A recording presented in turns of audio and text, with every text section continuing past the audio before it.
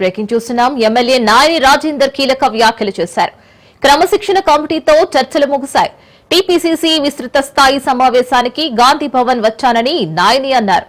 గాంధీ భవన్ లో అందుబాటులోకి వచ్చాను కనుక క్రమశిక్షణ కమిటీ పెద్దలు మాట్లాడారని అన్నారు.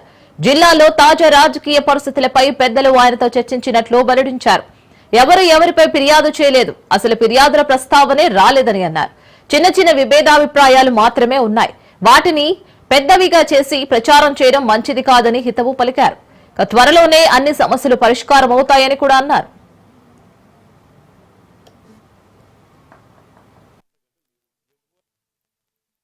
నన్ను వాంటేలు పిలిచింది కాదు, మీటింగ్ వచ్చినాము, మీటింగ్ కాడికి వచ్చినాము, క్రమశిక్షణ సంఘం పిలిచి జిల్లాలో ఉన్న పరిస్థితి గురించి అడిగి తెలుసుకున్నారు కంటే తప్ప వేరే ఏం లేదు ఇందులో. నన్ను క్రమశిక్షణ దానికి ఏదో కాంప్లైంట్ చేసినానో దానికి పిలిచింది కాదు. నన్ను పిలిచి ఏం జరుగుతుంది జిల్లాలో పరిస్థితిని అడిగింది. ఏమీ లేదండి, చిన్న చిన్న అభిప్రాయ భేదాలు ఉండేవి, కప్పుల బుడుగ లాంటిది అది. దాని గురించి ఇంత పెద్దగా ఆలోచించవలసిన అవసరం లేదు, తలకాయల బల కొట్టుకోవాల్సిన అవసరం అంతకంటే లేదు.